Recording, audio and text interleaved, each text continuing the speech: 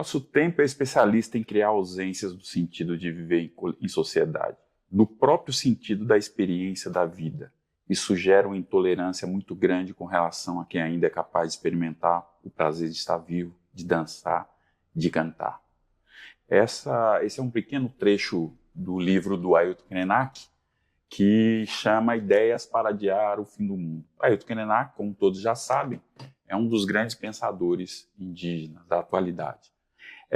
Nós vamos começar agora o podcast com Cocá ou Sem Cocá, que é uma arqueologia, né, das memórias dos indígenas. A gente está fazendo um esforço com esse podcast, vídeo podcast, para, né, fazer toda um resgate dessas memórias, essas memórias que não são faladas, sabe, Nito? Sim. Que a gente sabe que são reais, são vivas, mas que não estão nos livros. E aí é por isso que a gente recorre a essa memória daquelas que são depositários, herdeiros, são aqueles que vivenciaram, né, essas memórias, essas histórias, né? E esse podcast, esse videocast, ele surge há mais ou menos 12 anos, né? Quando eu fiz uma viagem com um grupo de pessoas, e, na verdade, a meu convite, né, por territórios indígenas do Nordeste, né, entre Bahia e Pernambuco, principalmente, né?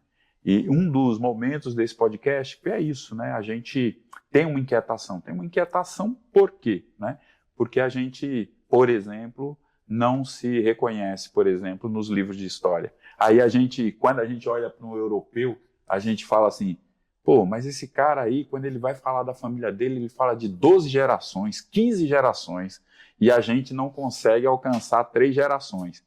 E aí, né, foi isso que despertou, né, a minha curiosidade de ir nos territórios indígenas para entender o que aconteceu conosco, né? E desde então, né, eu tenho pensado nesse podcast, até que, né, agora, recentemente, a gente teve esse podcast aprovado como uma proposta, videocast, né, aprovado como uma proposta de pesquisa, né? Então, nós estamos começando aqui a fazer essa arqueologia da memória. E arqueologia é um nome para você, né, Nito? Bastante comum, já que essa é uma região que tem 5 sítios arqueológicos, né? Fundamental. Mas, antes da gente começar a fazer essa prosa aqui, Nito, eu queria que você falasse um pouco de você. Qual que é a história do Nito? Quem é o Nito? Bom dia, né, Giva? Prazer aqui estar sendo entrevistado, cara. E gratidão demais por esse resgate, cara, que é uma maravilha aqui para mim, principalmente, né? Isso me fortalece justamente nessas raízes, né? Nessa identificação. Cara, o Nito, tô com 52 anos, cara. Filho de Maria Amélia, a minha avó também era Amélia, né? E de neto de Antônio Caboclo. Então, dos mais antigos que eu conheço, era o Antônio Caboclo de Serraria. Meu avô era de 1896. E eu tenho a memória viva de meu avô. Ainda, quando meu avô morreu, faleceu, eu tinha 5 anos. Né? Mas era um tocador de 8 baixo, gostava de dizer muita prosa, muito verso, valente demais. E eu nunca esqueci de meu avô, né? Essas raízes me permaneceram, que foram meus mestres, né?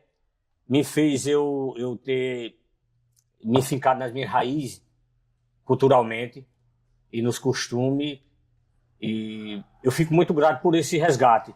E quando o Nito foi morar em Patos, foi morar no Rio, que nunca esqueceu o Salgadinho que voltou, aí é que eu me aprofundei mais em busca desses resgates, né?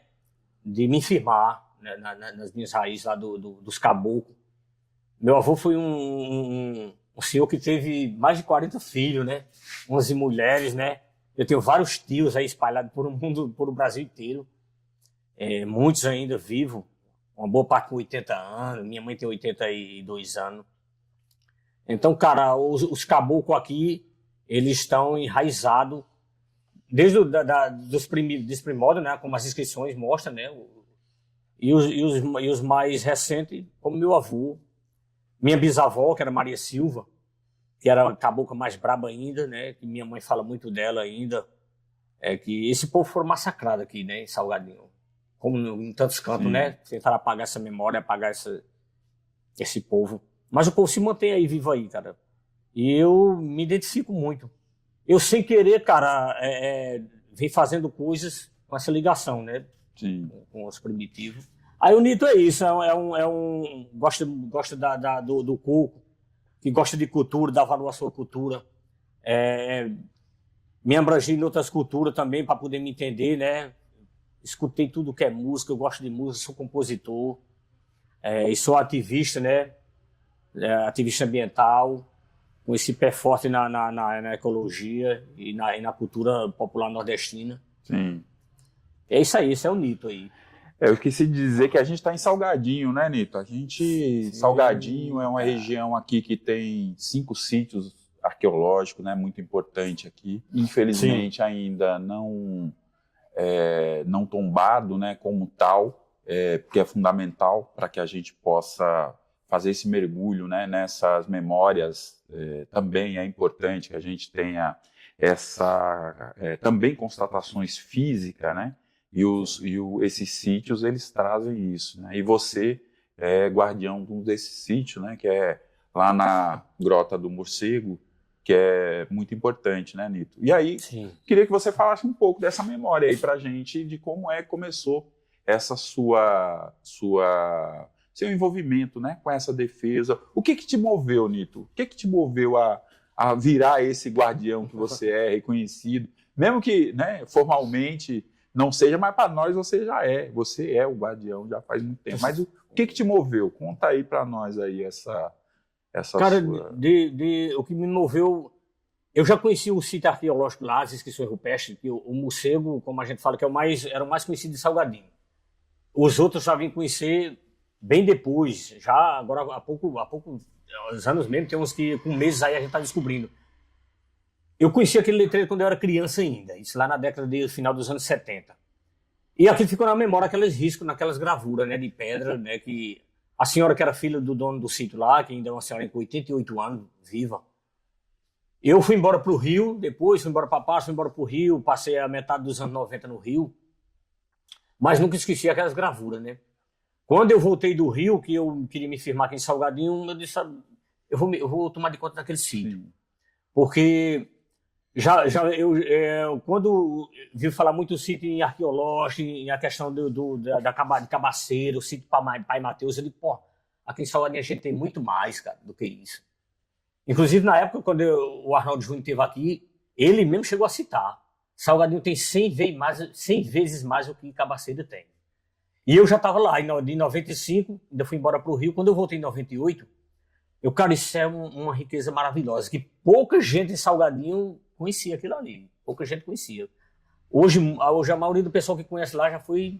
Deu tanto tá lá e todo dia. Cheguei até a quase morar lá no sítio Morcego, para tomar de conta. Porque muita gente ia, às vezes, queria escrever nas pedras e tal. Eu disse, cara, isso é de uma riqueza tremenda. Isso é um registro maravilhoso que a gente tem dos nossos ancestrais. Aí isso me moveu, eu estar naquele lugar, né? A me tornar...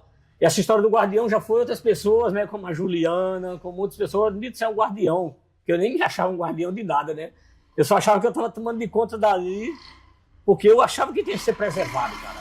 Como tantos que a gente tem aí, e muita gente que vai lá, é só mais para danificar. A pessoa deixar seu nome, botar sua mão desenhada, né?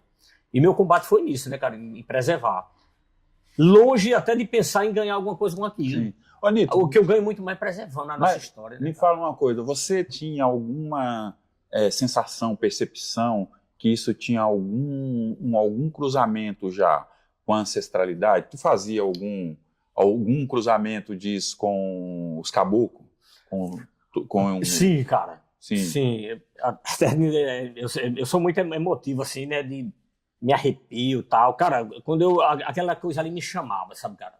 Sim. É tanto que, pô, muita gente pergunta, o que tu vai ver ali, cara, num canto de difícil acesso, num canto que só leva couro, não ganha nada com aquilo ali.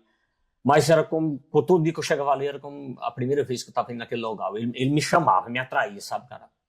E a energia é muito forte, cara. Quando eu chego nesses locais, principalmente no Morcego, Cara, é uma energia que como que eu já nasci ali, alguma coisa de você é daqui, você é daqui. Muitas vezes tentei desistir daquilo ali, sabe? Muitas vezes tentei abandonar. Cheguei a abandonar, cheguei a dizer que não ia lá mais em cima devido a uma ocorrência que houve, mas o tempo me levava para lá, me atraía, sabe? E a senhorinha lá, que era Maria Nogueira, que ela chamava Titã e Caboclo, não, eu sou sobrinho de Titã e Caboclo, que é uma cabocla também, né? Nascida e criada lá, só saiu de lá depois de 50 anos. Depois de 50 anos é que Maria Nogueira, quando o pai faleceu em 80, é que ela desce aqui para Salgadinho. Sim. E ela, com essa questão de Titã e Caboclo, que era meu avô, e a gente já sabia que tinha uma ligação muito forte, tanto que ela está até hoje com a gente, né, cara? E os caboclos, como habitou toda essa região, a gente tem sítio arqueológico ainda sendo descoberto hoje. Sim. Tem um que eu nem Porque conheço. aqui é curioso, né? Aqui é uma região de transição. De Sim. transição entre o Cariri e o sertão.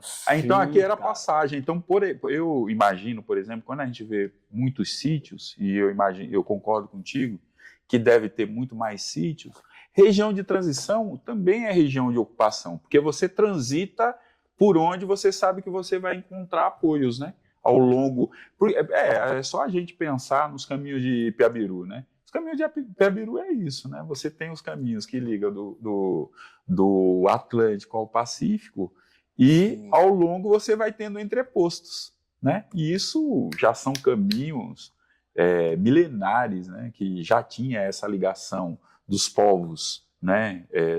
Que ia do Atlântico ao Pacífico, né? Aqui deve ter sido a mesma coisa. Aí eu tô intuindo, na verdade, né, Nito, tem que a universidade se envolver. Você falou que tem um processo nas nossas conversas, né?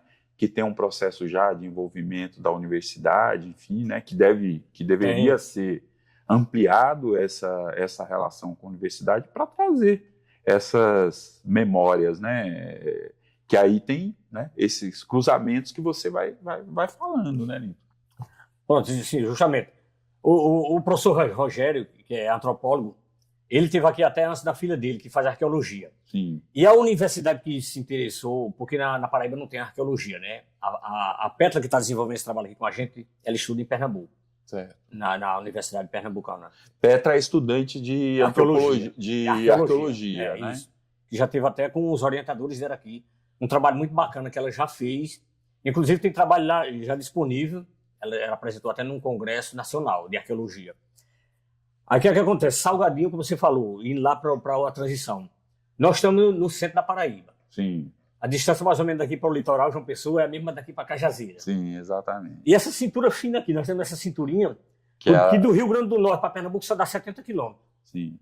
E nós estamos aqui aqui, hora é Cariri aqui em cima, nessa chapada. Exato. E aqui nós estamos no Seridó Ocidental. E aqui, já a poucos quilômetros, a gente entra no sertão. Então, cara, o clima aqui é diferenciado e a geografia todinha. Porque nós estamos na Serra da Viração, nós estamos na cima da Serra da Viração, uma pequena serra, dentro desse... Da Borborema, né? Que é gigantesco. Sim. Então, para entender... E a Borborema vai só para o pessoal saber, Nito, porque você já está dando aula de geografia aí, que é importante aí para muita gente que é da Paraíba ou não é da Paraíba e não conhece tanto essa geografia, né?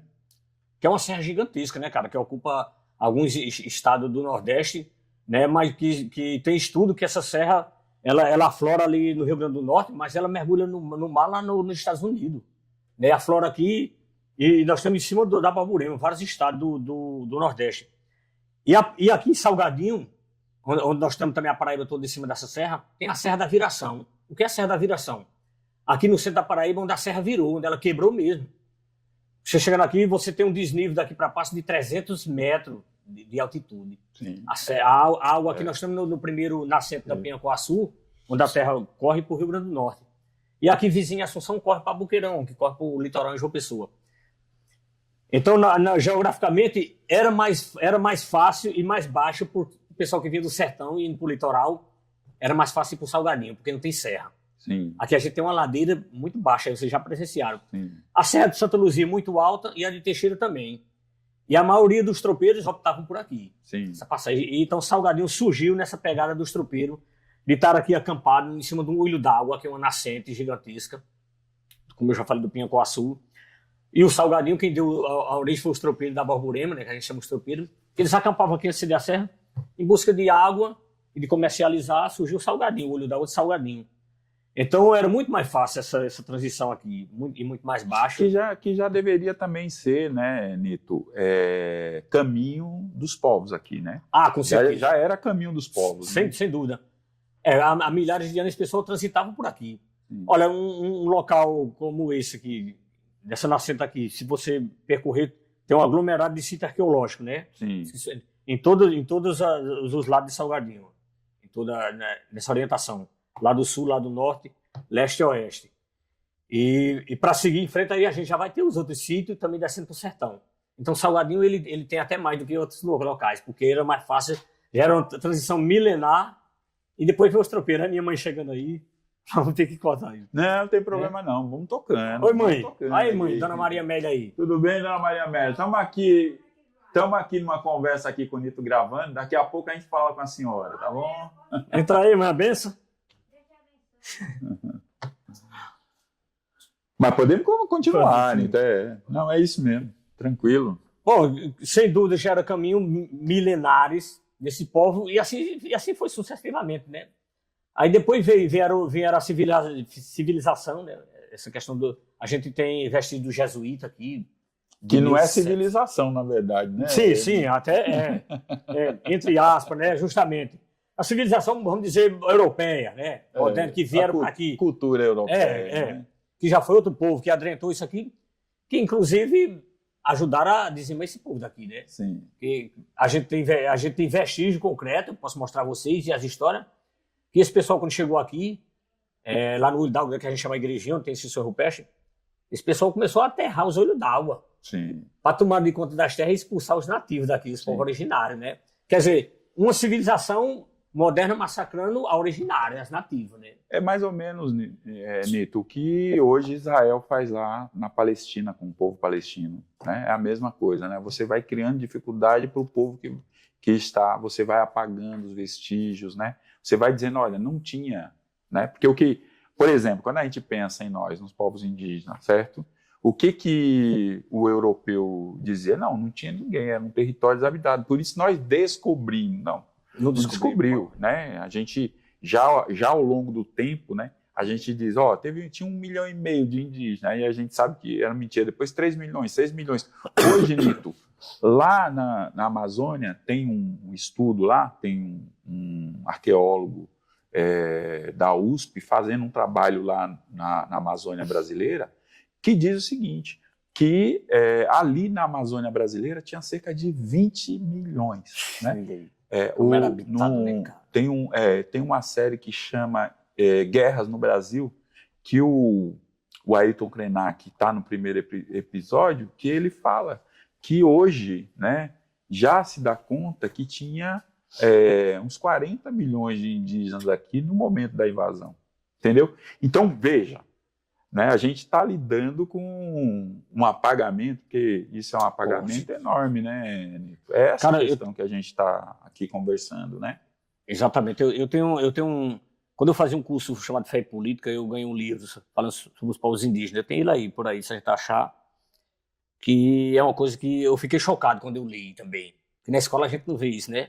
A gente vê aqueles caras lá se vangloriando, achando que o cara dizendo que matou tanto índio, enfileirou, empareado e deu 7 quilômetros na areia. Cara, que coisa horrível, né?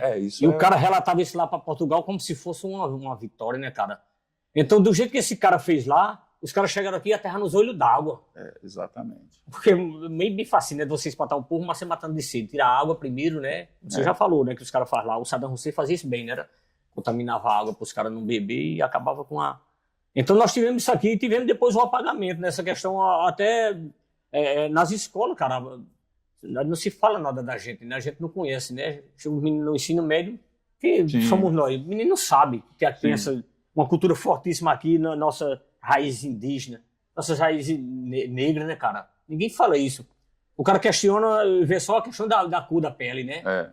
Né? Mas não vai além disso, né, cara? Vai muito além. E você vê como é que é interessante, né, Nito? Aí fico pensando assim, olha só que coisa interessante, né? Você tem a pele mais clara, olho mais claro, tal, mas A gente também viu fotos suas, né, que é um cabocão, né? E aí, claro, a depender de como você é exposto ao sol ou não, a sua pele fica mais escura ou não, enfim, né? Mas veja, uma das questões que mais negada aqui também, sabe, Nito, que é isso de essa fala que se faz de que indígena tem que estar na aldeia. Com as reformas pombalinas, foi montado diretórios nas aldeias que já existiam, que eram as aldeias jesuítas, né? Era os aldeamentos jesuítas.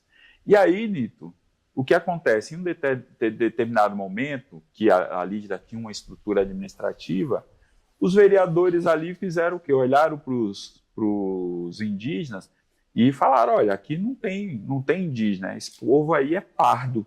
Então, né, esse povo não é indígena. Pega o território deles, transforma em terra devoluta e destina essa terra para quem você desejar.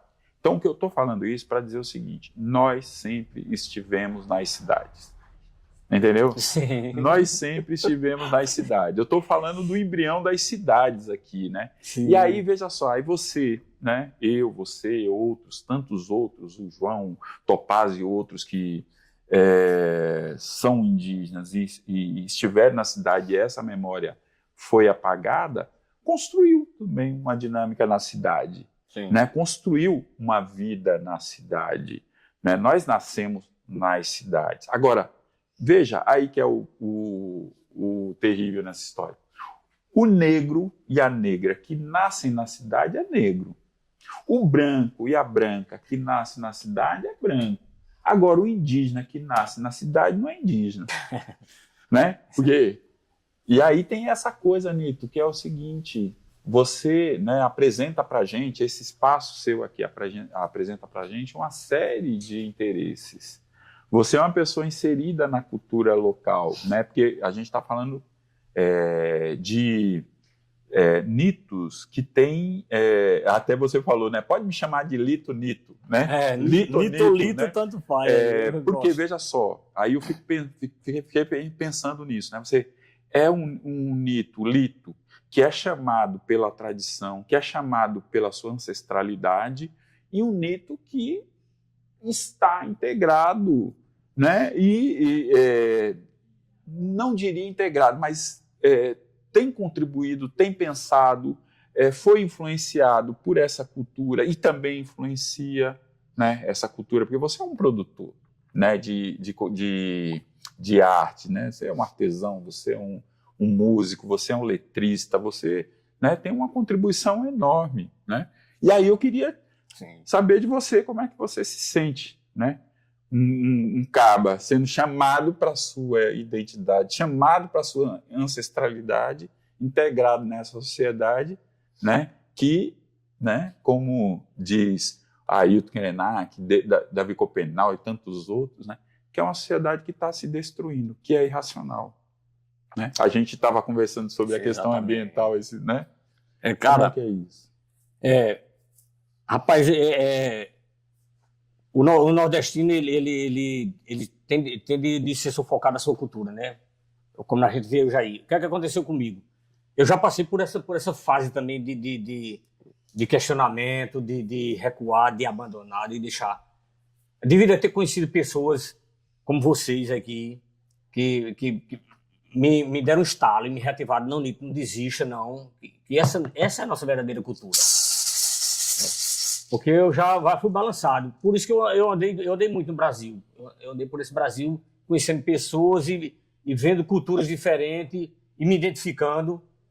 Quando eu morei no Rio de Janeiro, cara, eu me identifiquei muito com o samba, né? Sim.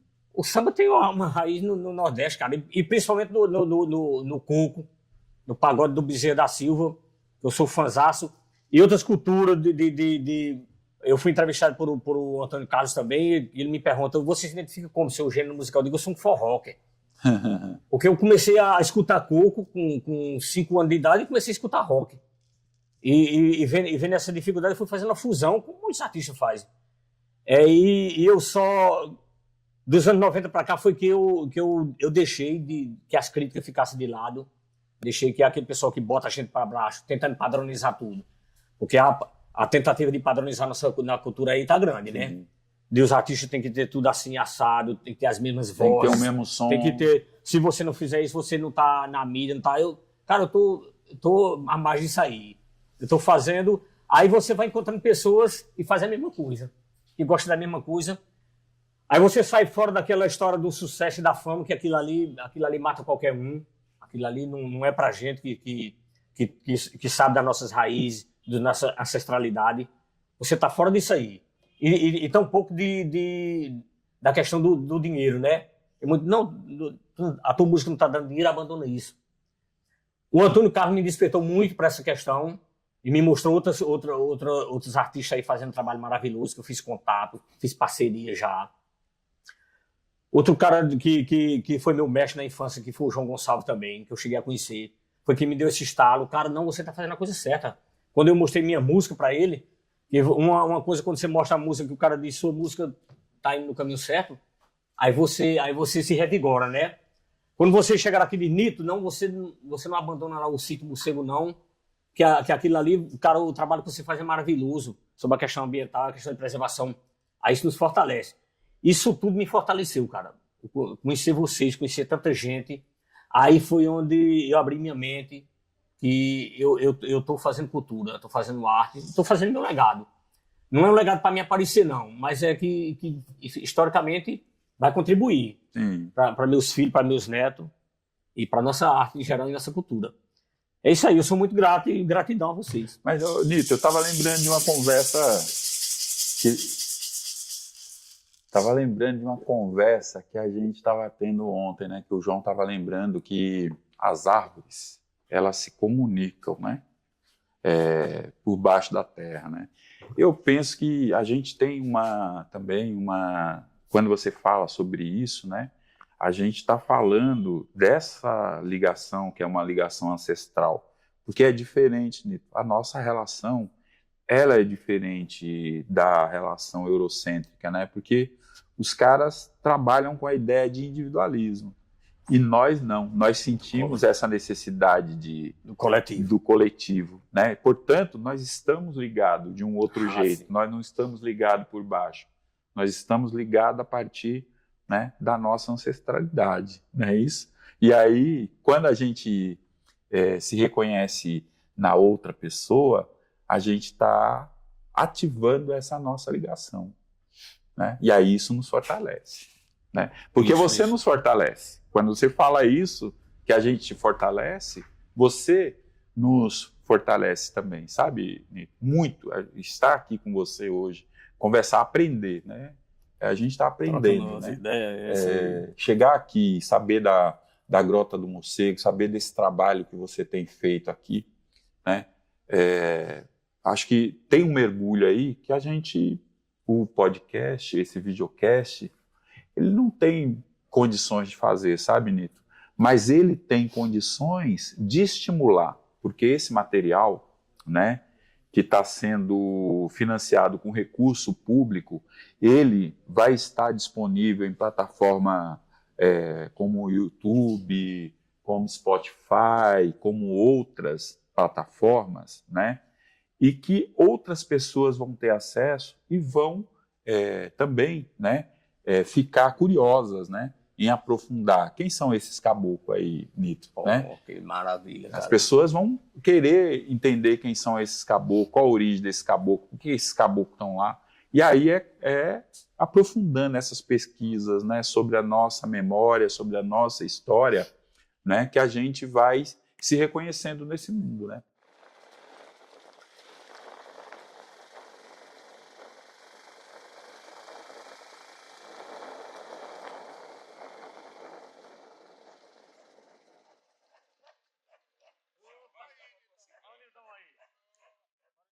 Então, Nito, aí eu queria que você falasse um pouco mais, né, disso, de ter saído, de ter convivido em outros espaços, em outras cidades maiores, né? Como é que é estar aqui em Salgadinho, estar cumprindo esse papel de guardião, mas ao mesmo tempo ser um produtor de cultura, né, de propor projetos, de estar, né, produzindo, né? Como é produzindo conhecimento, produzindo cultura, enfim, né? Como é que é isso aqui em Salgadinho, né? Que tem essas características que a gente vem falando até agora. Olha, Givo, já foi mais difícil, né? Quando eu voltei para Salgadinho, eu tive a experiência de ver muitos indígenas de perto, ali em Paraty, em Angra, né? É muito forte, tem umas comunidades muito fortes em Paraty. Na época veio até um senhor lá da comunidade, uma palestra na UFCG, e quando eu voltei para Salgadinho, aí a gente começa a sentir mais a pertença, né? Se aquele pessoal é tão forte que se pertence ali e valoriza tanto suas raízes, por que não aqui em Salgadinho? Porque o que aconteceu aqui, a gente foi muito que tentaram apagar com essa história. Não, a gente, indígena, povos indígenas não tem mais, que a gente não mora na aldeia, a gente não anda mais assim, a gente não usa mais esses adereços. Então começou a gente até a se afastar disso e achar que era aquilo mesmo, né?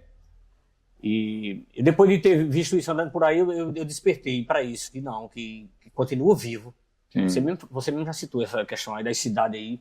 As comunidades eram muito grandes aqui. Quando eu fui ensinar numa comunidade chamada Bugiga, que até então que por acaso a comunidade Bugiga a origem da sua família. Sim, do seu avô, da sua mãe. É isso. Eu chamava Antônio Caboclo de Serraria. Serraria é uma comunidade aqui, um povoado muito forte, que ali de Serraria para um sítio chamado Malcós é bem próximo, e a Bugiga, que fica aqui no recanto de Salgadinho, entre o sul e o oeste. Aí lá eu conheci até um sobrinho do meu avô. Sim. Senhor já, muito idoso, falecido no momento, sobrinho do meu avô. Conheci uma senhora, Dona Torada, que batizou minha mãe. Essa senhora morreu com 100 anos mais, minha mãe está com 82. Mas conheci a Dona Torada, uma cabocla fortíssima, que ainda resistia a morar na sua casa de taipa. A casa de taipa da Dona Torada está em pé. Lá os traços indígenas são muito fortes, os traços dos caboclos. Sim. Então era de onde meu avô era, né? Minha mãe nasceu ali, na Bugiga. Tem até o canto lá, um juazeiro em frente à casa onde ela nasceu lá, tá os vestígios das casas, das comunidades. Essas comunidades o pessoal foram saindo, né? Na Bugiga está muito forte, no Malcões não tem mais ninguém morando. Está muito forte ainda a resistência. O pessoal permanece morando lá, assim. O pessoal, eu tenho uns primos, né, através de meu avô, de Antônio Caboclo, e meus primos moram lá, muito primo ainda. É muito forte aquela comunidade ali. E isso é uma coisa louvável para a gente entender. Que o pessoal resiste, são resistentes, tem a sensação de pertença. E tem essa resistência também com alguma manifestação cultural, algum... Você tem essa informação? Não. Isso aí, a cultura que vinha dos caboclos, isso aí foi muito deixado de lado. O que ainda se tem é mais o forró pé de serra, né? Algumas manifestações nesse sentido aí. Mas culturalmente... Aquela coisa da ancestralidade foi muito sufocada por essa nova cultura, né, esse novo costume. É por isso que eu venho tentando e me fortalecendo nessa questão da gente estar nesse resgate, né? Sim. Esses editais, surgindo aí essas leis, esse incentivo do governo, cara, isso está sendo fundamental aqui para Salgadinho, né?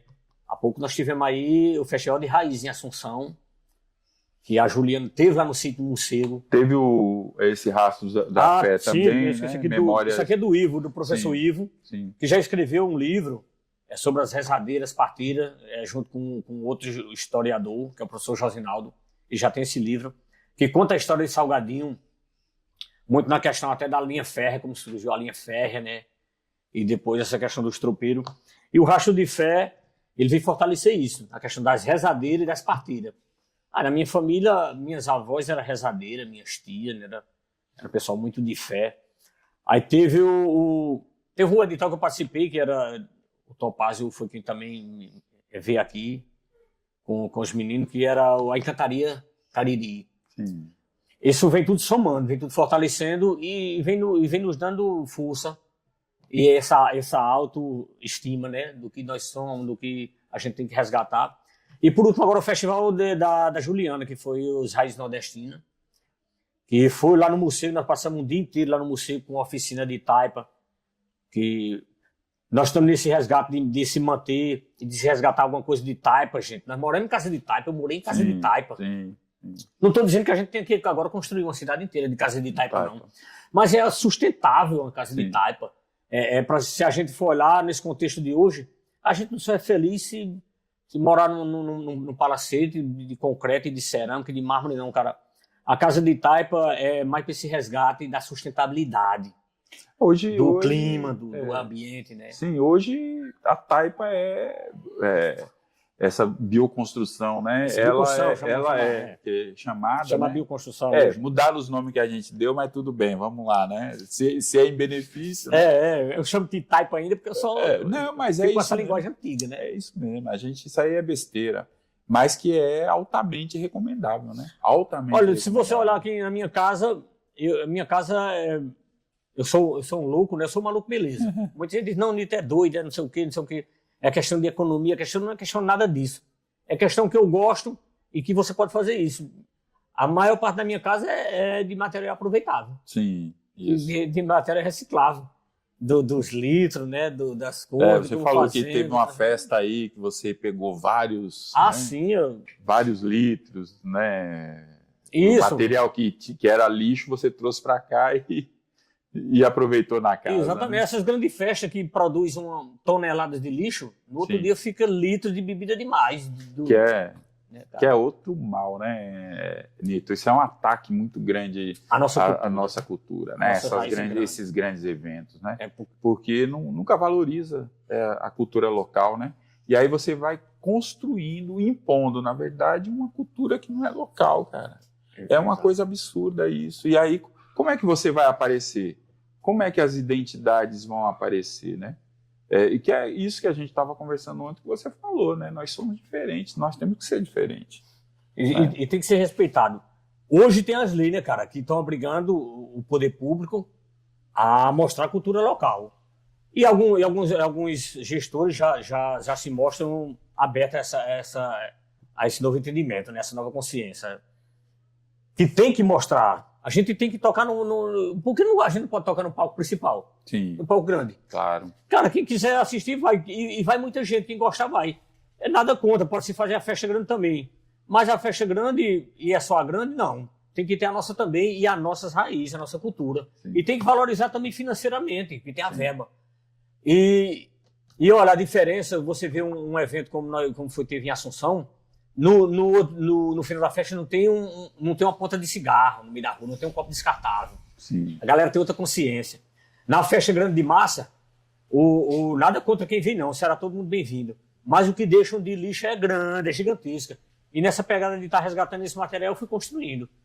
Agora, o que tem que se fazer, o secretário tomou outra consciência, que a gente já vem batendo sobre isso, é que tem que se fazer a nossa festa com a nossa cultura, com a nossa música, com o nosso coco. Eu vi a menina dando um show em Assunção, né, da junção do coco com essa coisa moderna, casa com a coisa eletrônica, cada um showzaço. Um showzaço que as meninas deram lá, cara. E por que não? A gente não começa a incentivar aí essas quadrilhas. A gente tem quadrilha maravilhosa aqui, tem as rodas de coco. A minha pegada é essa, cara, a gente poder resgatar, poder valorizar e mostrar que a gente tem uma cultura de ancestralidade muito forte. E precisa ser mostrada que tem um público, tudo tem público, e a nossa tem público, e tem gente que gosta, tem gente fazendo, e eu estou fazendo. Ô Nito, você vê, né, que é interessante, né? A gente vai conversando, vai pensando, né? Porque é isso, né? Essa tua memória, essa tua consciência, né? Ela também, né, vai despertando na gente questões, né, que é importante. Você vê só, a gente tem uma manifestação que é de massa, né? E a gente tem uma manifestação que respeita, né, as identidades, né? E aí, nessa de massa, né, tem um impacto ambiental. Nessas pequenas, o impacto ambiental é pequeno. Mas aí vamos pensar numa outra perspectiva. Por que essa pequena, o impacto ambiental é menor? Porque a gente, Nito, nessa cultura de massa, a gente não respeita a ligação que a gente tem com a natureza. Entendeu? Tá rompida. As pessoas falam, não quero saber o que vai acontecer. A prefeitura recolhe o lixo ou qualquer coisa, ou qualquer coisa nesse sentido. quando a gente está numa manifestação menor, essas coisas, né, em nossa preocupação. Por que tem? Porque a gente está fazendo um esforço, Nito, de repactuar a relação com a natureza. E é por isso que a relação, né, ou a valorização das nossas identidades, ela é importante por esse motivo. Você veja, né, o que aconteceu no Rio Grande do Sul. O que aconteceu no Rio Grande do Sul é um grande exemplo disso, né? A gente se permitiu destruir, né?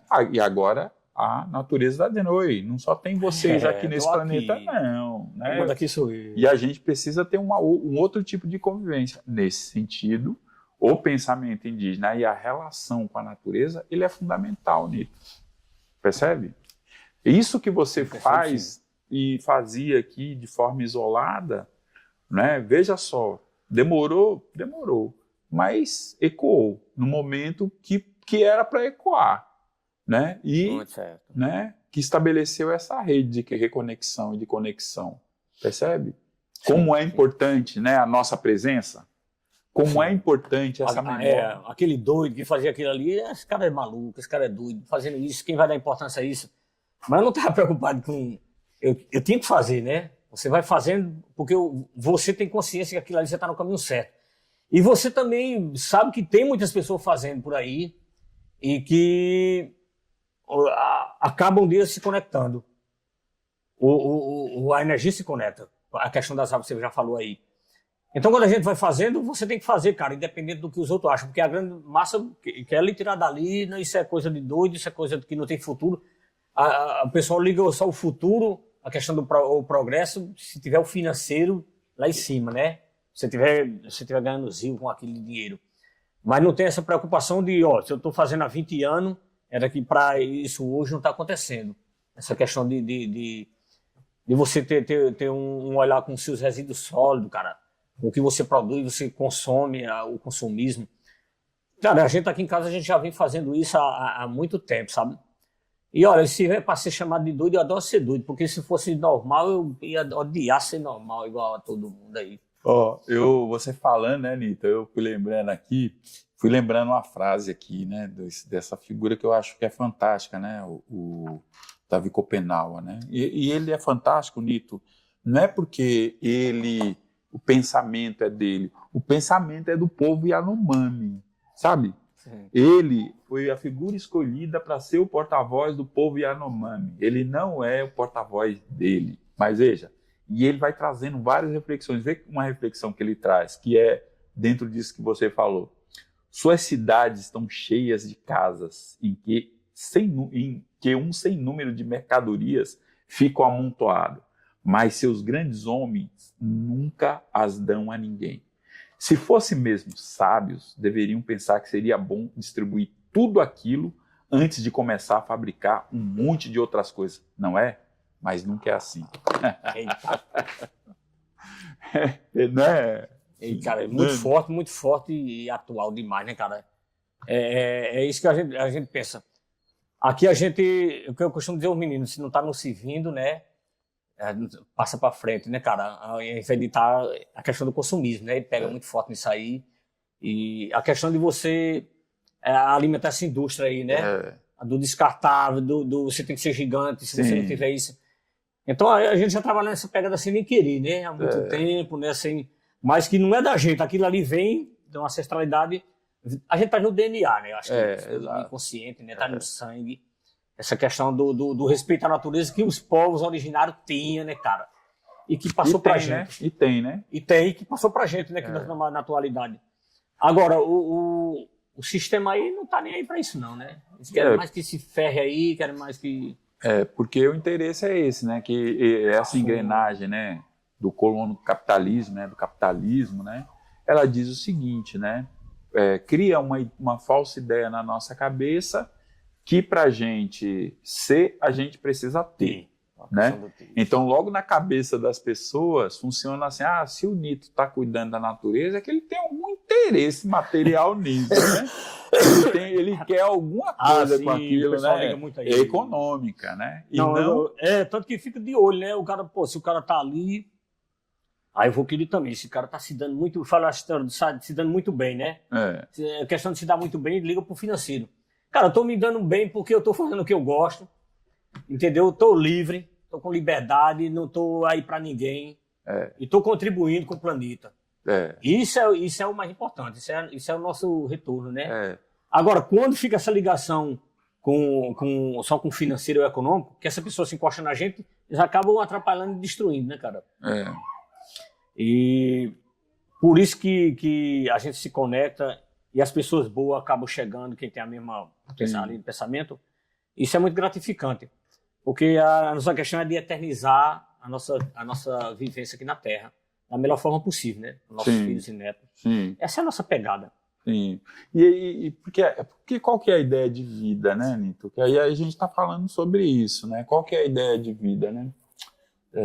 E aí, novamente, né? O Krenak, né? Eu acho que ele é uma dessas figuras que a gente precisa ler bastante, né? E eu estou dizendo assim, muito mais amplo do que os indígenas que já leem e tal e tudo mais. Que ele escreveu um livro recentemente, há uns 2 anos mais ou menos, que ele fala que a vida é inútil, né? E aí, por que, né, a vida é inútil? Porque o que é a vida? A vida é o tempo, né? O tempo, né? Então, veja, se você dá valor a coisas que tiram o seu tempo, a vida se torna inútil, pô. Entendeu? Então, a gente tem que construir uma vida que a gente tenha tempo, que a gente tenha tempo para conversar, que a gente tenha tempo para brincar, que a gente tenha tempo de estar com nossa família, que a gente tenha tempo de estar com a nossa comunidade, que a gente tenha tempo para ler, que a gente tenha tempo para viajar. Percebe? Então, uma vida que não nos possibilita a gente viver a vida, né, e a gente ficar em função de coisas, ou a gente também ser explorado, no nosso tempo por outro, Nito, é uma vida que se torna inútil para a vida. Eu já saí fora dessa vida aí. Eu já tive essa vida aí, né, cara, de ter o horário para chegar, horário para sair, carteira assinada e tal.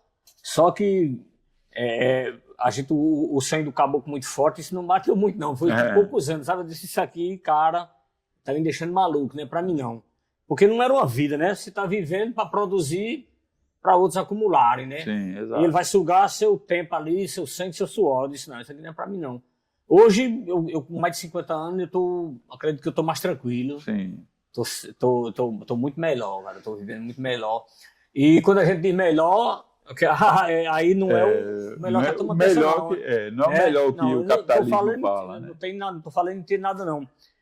Se você ver aqui, uma porção de coisa que eu guardo aqui, que são os resgates do nossos antepassados, né? Só mais para contar uma história, né? Sim. Muita gente chega aqui perguntando quanto vale um ferro desse, né? Se eu vou vender, se eu vou vender outras coisas que eu achei por aí. Eu disse, cara, isso não é para vender, não. Isso aqui é a memória, a história. Eu até cheguei a pintar algumas coisas aqui, invernizar, para não perder esse valor financeiro que muita gente achava ou queria comprar. Eu disse, não, isso aqui não é nessa pegada, não, cara. Isso não é meu, faz parte aí de quem passou por aqui, tá só contando uma história aqui. Da memória, da história, exato. Eu também estava vendo agora que alguns falou aí que nessa pegada do escritor aí, a gente não foi feito para esfolar nosso corpo de trabalhar, não, cara. A gente foi feito para viver. Porque eu escutei também aquele cara lá, o Mujica falava isso, né? Os caras ignoravam muito quando viam um presidente andando no Fusca, cara. De chinelo, né? De chinelo, a mulher lavando roupa. O cara, tua mulher lava roupa. Meu amigo, qualquer um da gente pode lavar roupa, eu lavo roupa também. Não sou diferente, né? Cara, isso aí nos dá mais vida, cara. E isso é que é o bom. Eu acho que a gente tem esse diferencial dos caboclos, dos indígenas, a nossa raiz, a nossa ancestralidade, tá? Essa conexão com a natureza. Isso é a vida. O que a gente também tem que entender também, né, Nito, que, por exemplo, né, a gente está nesse processo de mudança aí, que leva a essa emergência, urgência climática, né, tá dentro de uma lógica de mudança geológica, né, que se chama alguns chamam de antropoceno, outros vão falar de capitalismoceno e tal. E aí, veja só, essas mudanças que só nós, os seres, somos os únicos seres vivos que provocaram uma mudança geológica no planeta, cara, no planeta, ela começa a acontecer a partir da era pós-industrial, ou seja, a partir do capitalismo. É por isso que alguns dizem, olha, isso é capitalismo seno, não é antropoceno. Então, quando a gente pensa nessa lógica de vida que a gente vende a nossa mão de obra, a gente vende o nosso tempo de vida, né? Percebe? Já tem curso, né, com essa pegada aí. É para destruir o planeta. Destruir, para alimentar essa lógica de destruição que está aí, pô. Como a gente vê isso aí nítido, né? Aí a maior tristeza que eu vi aqui foi uma árvore que eu tinha plantado em 89. Eu tenho uma árvore em 89, a gente morava em Patos. Eu cheguei ali na minha avó, eu tenho umas casinhas de taipa e eu plantei essa árvore em 89. Faz 2 anos só que ela morreu, mas ela morreu de tantos caras podarem. Uma árvore não foi podada. Essa árvore, eu tenho uma outra tristeza quando eu nunca vi ela. As últimas sementes até minha mãe coletou, era a vizinha mãe lá. Nunca chegou a dar. As flores dela cheiravam muito, sabe, cara? Eu fiquei muito triste, porque qual o sentido de você podar uma árvore? Nem as árvores não têm o direito de crescer, quer dizer, mas ela morreu com mais de 30 anos. E ela não morreu, mataram ela, né? Porque não deram a chance dela viver. Porque, quer dizer, essa pegada que a gente faria lá atrás, que muita gente devia ter feito. Olha, se eu plantei uma árvore, ela chegou a viver mais de 30 anos, imagina se eu tivesse plantado, se eu tivesse a oportunidade, ou tivesse como alguém ter me ajudado a gente plantar aqui pelo menos umas 1000 árvores daquela, né, cara? Era uma outra história. Que né? Já tem muitos plantados aí com mais de 20 anos. Quer dizer, olha a riqueza, né? De uma árvore que para mim uma árvore vale muito mais do que uma casa, né? Que uma árvore já é uma casa, né? Tem fruta e tudo. Quer dizer, cara, a gente tinha que ter feito muita coisa lá atrás para não estar sofrendo aqui hoje. Agora, não tá sem tempo, né? De muita gente. A nossa luta é essa.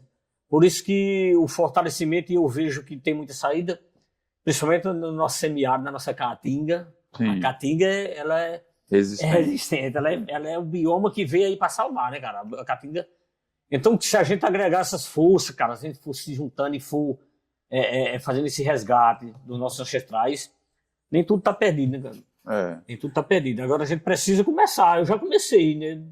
Eu acredito, né? Que eu já comecei isso há muito tempo. Começou. Não, com certeza. Nito, e aí, eu acho que a gente, não sei como é que tá o nosso tempo, mas eu queria, assim, falar de uma coisa que é bastante importante, né? Que é voltando para nossa história, assim, sabe, Sim. Nito? Da nossa memória, né? É engraçado quando você fala, né? Que teve que fazer algumas intervenções para preservar a memória e para preservar a história, né? Qualquer país na Europa, Nito, considera a memória deles muito importante e captura a nossa memória. A nossa memória é capturada pelos europeus. Você sabe que hoje deve ter mais documentos sobre os povos indígenas em países da Europa e num congresso, na Biblioteca do Congresso dos Estados Unidos, do que nós temos aqui. E nós temos também ainda, que é uma outra questão que a gente vai ter que discutir bastante, muito documento a respeito das nossas memórias nos cartórios das igrejas. Só que, para você acessar esses documentos, é uma grana muito grande. Então, a nossa memória, né? A nossa memória é uma memória, né, que a gente tem uma dificuldade de acessar. Eu estou dizendo isso, Nito, pelo seguinte: primeiro, esse valor da história, né? Quando você está fazendo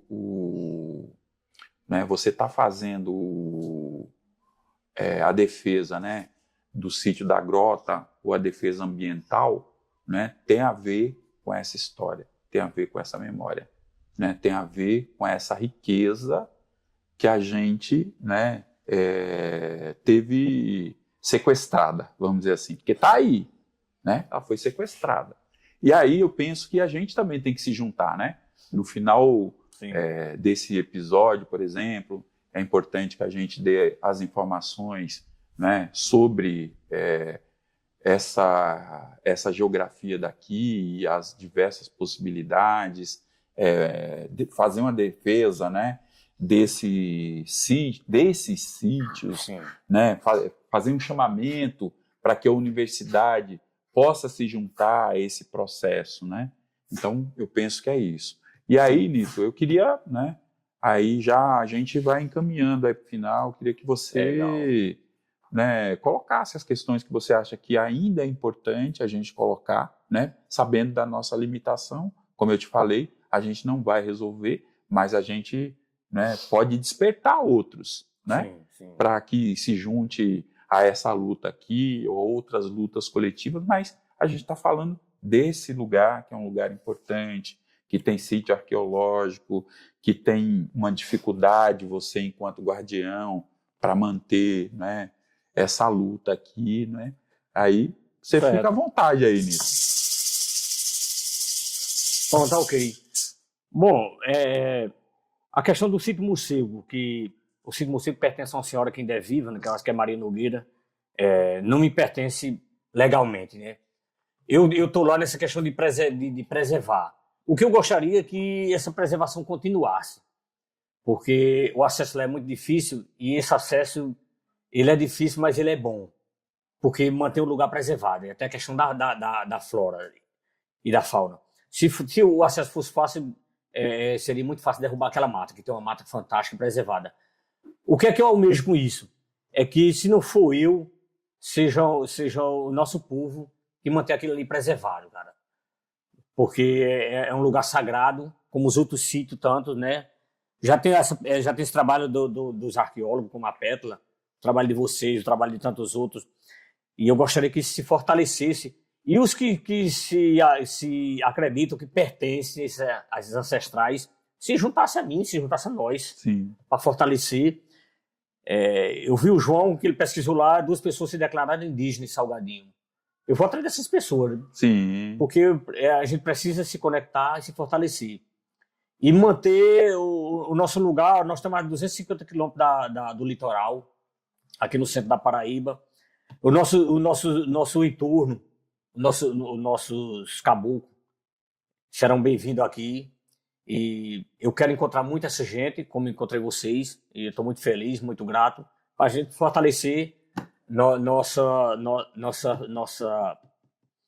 raízes, nossa ancestralidade, fortalecer, e que isso possa ter mais reconhecimento e mais respeito. É isso. Eu ouvi dizer aí, minha gente, que o Nito ia me oferecer uma cachaça no final. Como é que é, Nito? Agora, tem a minha cachaça aqui, que é a pituca. Na verdade, eu pego a cachaça lá no engenho, né? E eu faço aí a pituca já denominei porque ela é uma misturada, é uma raizada. Opa. E essas raízes saem todas lá do morcego, né, cara? São cascas, são raízes, e também tem o mel aqui dos meleiros. Opa. Aí eu denominei de pituca. E tem a pimenta também, pituca, que eu planto. Opa. Sou agricultor também, sem dúvida. Então a nós.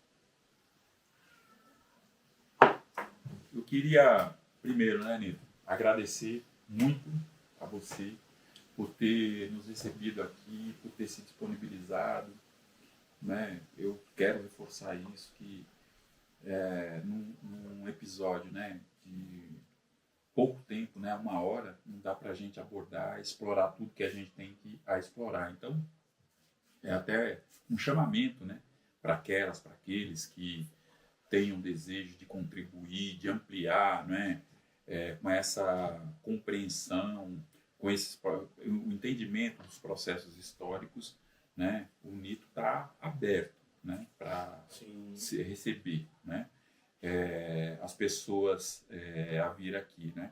E a gente vai, né, encerrando esse episódio do Com Cocar ou Sem Cocar, que é essa arqueologia, né, das memórias, dessas memórias dos nossos ancestrais, dos nossos povos, respeitando, né, essa tradição da qual nós fazemos parte, que é a tradição oral. Então, é isso aí, e até o próximo episódio.